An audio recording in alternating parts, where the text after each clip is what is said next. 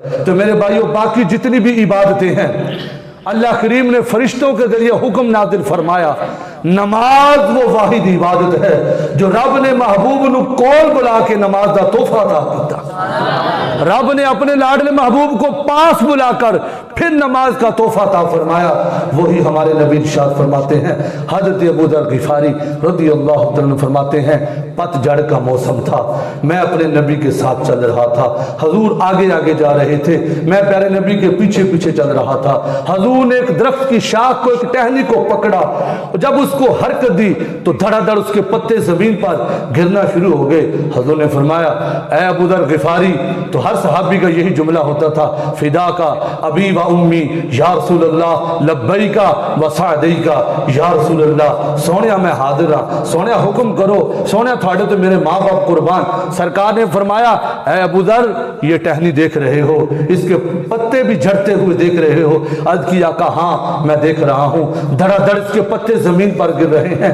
فرمایا کہ اے ابو ذر یہ امت محمدیہ کی شان ہے، جب ہمارا کوئی امتی نماز کے لیے کھڑا ہوتا ہے، قیام میں ہوتا ہے، کبھی رکوع میں ہوتا ہے، کبھی سجدے میں ہوتا ہے، کبھی اتحیات کی شکل میں ہوتا ہے، کبھی وہ دونوں طرف سلام پھیر کر نماز سے فارغ ہو جاتا ہے، اے ابو ذر غفاری رب کعبہ کی قسم تیرے ذریعے سے قیامت تک کے امتیوں کو یہ پیغام دے رہا ہوں، جیسے اس درخت کے پتے جڑ رہے ہیں، ایسے ہی جب میرا امتی نماز کے لیے کھڑا ہوتا ہے اللہ کے فضل سے اس کے بھی گناہ جڑ رہے ہوتے ہیں۔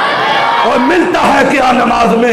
ایک بار آ کر تو دیکھ، دیتا ہے تجھے خدا تجھے کیا کچھ دیتا ہے، سجدے میں آ کر تو دیکھ۔ فرمایا غرور و تکبر مٹاتا ہے سجدہ، غرور و تکبر مٹاتا ہے سجدہ، بشر کو خدا سے ملاتا ہے سجدہ، بشر خدا سے مل جاتا ہے۔ سجدے کی حالت وہ ہوتی ہے، وہ کنڈیشن ہوتی ہے، رب کے سب سے زیادہ قریب بندہ تب ہوتا ہے جب اس کی پیشانی سجدے کی حالت میں ہوتی ہے۔ اور میرے بھائیو آج کل تو موسم چینج ہو رہا ہے، گرمیوں کا موسم۔ حضور نے فرمایا میرے صحابہ کسی شخص کے گھر کے سامنے سے نہر گزر رہی ہو، وہ دن میں 5 مرتبہ نہر میں نہائے، صحابہ بتاؤ کیا اس کے جسم پر کوئی میل کچیل باقی رہ جائے گی؟ عرض کی آقا نہیں، یہ ایسا نہیں ہو سکتا۔ تو پیارے نبی نے ارشاد فرمایا صحابہ سنو پھر، جو دن میں 5 مرتبہ نہائے اس کے جسم پر کوئی میل کچیل باقی نہیں رہتی۔ صحابہ جو 5 وقت کی نماز پڑھے گا اللہ کی رحمت سے اس کے بھی اللہ گناہ معاف فرما دیتا ہے۔ اور میرے بھائیوں آخری حدیث نماز کے متعلق، جو برآمدے میں بیٹھے ہیں، صحن میں اندر ہیں، یہ میں حدیث مبارکہ اس لیے سنا رہا ہوں کیونکہ ہمارے اہل سنت کے الحمدللہ اہل سنت کے بہت عظیم اور بہت بڑے عالم دین ہیں، انہوں نے بڑی خوبصورت بات یہ کہی، اسی نیت سے میں بھی حدیث مبارکہ آپ کو سنانے لگا ہوں۔ کہنے لگے میں نے ایک پنڈ کے اندر پروگرام تھا، ایک بستی کے اندر، گاؤں کے اندر، میں نے وہاں پر یہ حدیث مبارکہ پڑھ کر سنائی۔ جب میں نے یہ حدیث ان کو سنائی تو پورا پنڈ ہی نمازی بن گیا، پورا پنڈ نمازی بن گیا یہ حدیث مصطفیٰ سن کر۔ میں اس نیت سے سنا رہا ہوں چلو سارا پنڈ تو نہیں، جنہیں بیٹھے ہو اللہ کرے یہی بن جائیے، اس نیت سے حدیث مبارکہ سنیے گا۔ حضور ارشاد فرماتے ہیں، میرے نبی کا فرمان دل کے کانوں کے ساتھ سنیے، حضور ارشاد فرماتے ہیں جو بندہ نماز نہیں پڑھتا نہ ہی اس کی روزی میں برکت، نہ اس کی اولاد فرما بردار ہوگی، نہ اس کے چہرے پر روحانیت ہوگی، نہ اس کی زندگی میں سکون ہوگا، نہ اس کے گھر میں برکت ہوگی۔ اور بزرگ تو یہاں تک ہے کہ جو بے نمازی ہے اس کے پاس اپنی امانت بھی نہ رکھ، جو اللہ کی امانت پوری نہیں کر رہا تیری امانت کیسے پوری کرے گا؟ وہ بزرگ تو ہمیں کہہ گئے اس بے نمازی پر کبھی اعتبار نہ کرنا، لیکن حضور کیا فرماتے ہیں جو بے نمازی بندہ ہوتا ہے، فرمایا کل قیامت کے دن اسے اللہ کی دشمنوں کی صف میں کھڑا کیا جائے۔